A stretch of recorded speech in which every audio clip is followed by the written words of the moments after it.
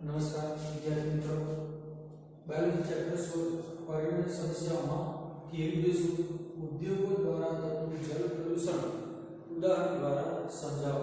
तो ये આપણે બે ઉદાહરણ દ્વારા સમજાવીશું।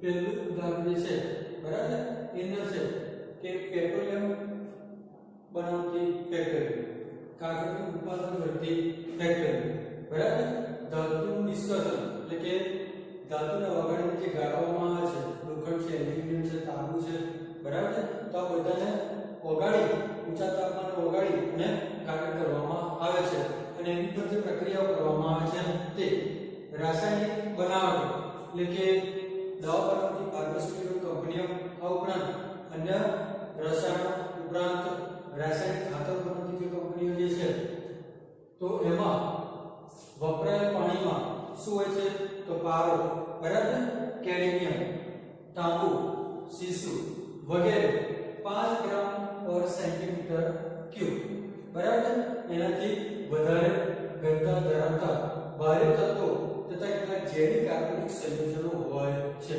તો એ પાણીમાં રહેલા ઝેરી કાર્બનિક સંયોજનો અને આ જે ધાતુઓ જે છે એ જળ સ્ત્રોતની અંદર ભળશે, બરાબર જળ સ્ત્રોત પણ તેનાથી પ્રદૂષિત હોય છે અને એની અંદર ધાતુઓ ભળવાથી શું થશે, મનુષ્ય અને પ્રાણીઓ માટે રોગો નોંધાય છે।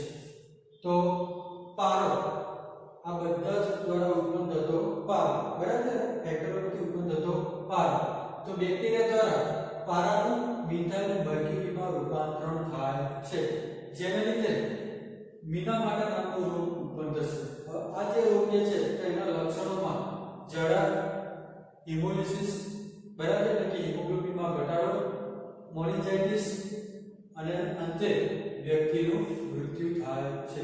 બીજા તો પારો ઝેરી છે, બરાબર છે એનું બેક્ટેરિયા દ્વારા મિથાઇલ મર્ક્યુરીમાં રૂપાંતરણ થશે જે જળ સ્ત્રોતમાં ઉમેરાશે, જેને લીધે વ્યક્તિમાં મીનામાટા નામનો રોગ થાય છે, બરાબર લક્ષણોમાં અંતે વ્યક્તિનું મૃત્યુ થાય છે। ત્યાર પછી બીજું છે કેડમિયમ। તો પ્રદૂષિત પાણીમાં કેડમિયમ ભળવાથી ઇટાઇટાઇ નામનો રોગ થાય છે, જેને લીધે અસ્થિ અને સાંધાનો દુખાવો એટલે કે હાડકા દુખાવો, શરીરનો દુખાવો થવો, સાંધાનો દુખાવો થવો તથા યકૃત અને ફેફસાનું કેન્સર થાય છે। વિચાર કરો મિત્રો, પારો કેડમિયમ, બરાબર છે એક થશે રોગોને નોંધે છે, છેલ્લે મૃત્યુ, અહીં પણ યકૃત અને ફેફસાનું કેન્સર અને છેલ્લે મૃત્યુ થાય છે।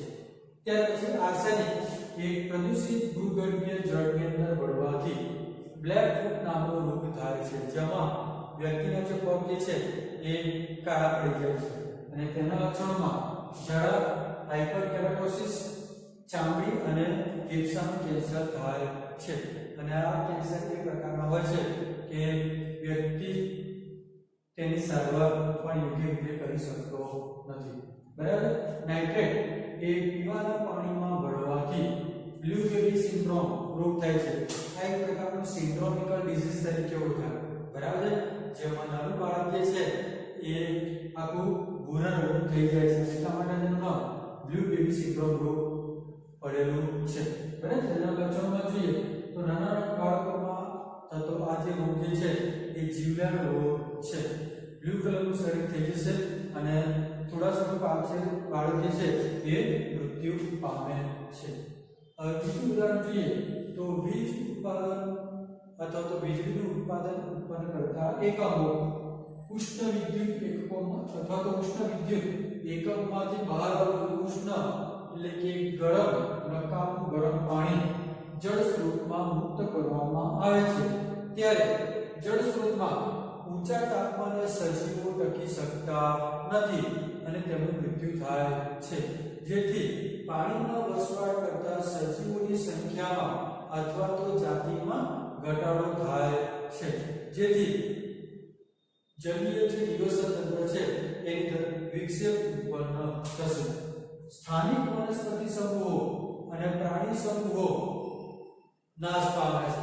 કઈ રીતે તો નકામું અને ઉષ્ણ એટલે કે ગરમ પાણી જે છે એ જળ સ્ત્રોતની અંદર ભળવાથી શું થશે, વનસ્પતિઓ માટે જે યોગ્ય તાપમાને હોવું જોઈએ એ પાણી એના કરતાં તાપમાન વધારે છે તો મૂળ તંત્ર જે છે તેના કોષો નાશ પામે છે અને વનસ્પતિઓ જે છે એ પાણીનું અભિશોષણ કરવા માટે સક્ષમ રહેશે નહીં. વનસ્પતિનું મૂળ તંત્ર જે છે એ પાણીનું અભિશોષણ કરવા માટે સક્ષમ રહેશે નહીં. એ રીતે પ્રાણીઓ પણ જે છે એ ગરમ પાણી પીવાથી મૃત્યુ પામશે. પાણીનું ઉષ્ણ પ્રદૂષણ એ અત્યંત ઠંડા વિસ્તારની તરફ વળશે તો ત્યાં શું થશે તો વનસ્પતિ એની વૃદ્ધિમાં વધારો થશે, એની સંખ્યામાં વધારો થશે અને માછલીની સંખ્યામાં વધારો થશે.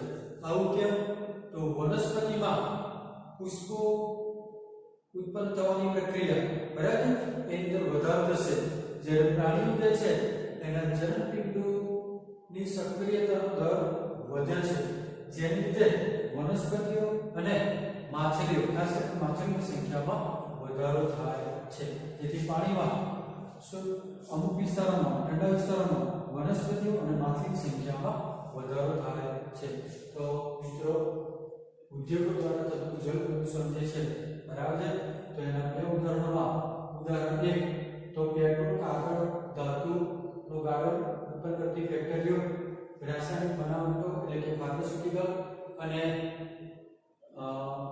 રાસાયણિક ખાતર બનાવતી કંપનીઓમાં પારદ કેલ્શિયમ તાંબુ શીશુ 5 ગ્રામ પર સેન્ટીમીટર ક્યુબ કરતા વધારે ઘનતા ધરાવતું હોવાથી બરાબર આ ઉપરાંત કેટલાક ઝેરી કાર્બનિક સંયોજનો પણ ધરાવે છે, જેને લીધે જે રોગ થાય છે તેની માહિતી તેની અંદર વીજ ઉત્પાદન કરતી જે કંપનીઓ જે છે બરાબર છે તો નકામું ઉષ્ણ જળ ઉત્પન્ન કરે છે, જે જળાશયમાં ઢળવાથી તેની વનસ્પતિ અને પ્રાણીઓને નુકસાન પહોંચાડે છે.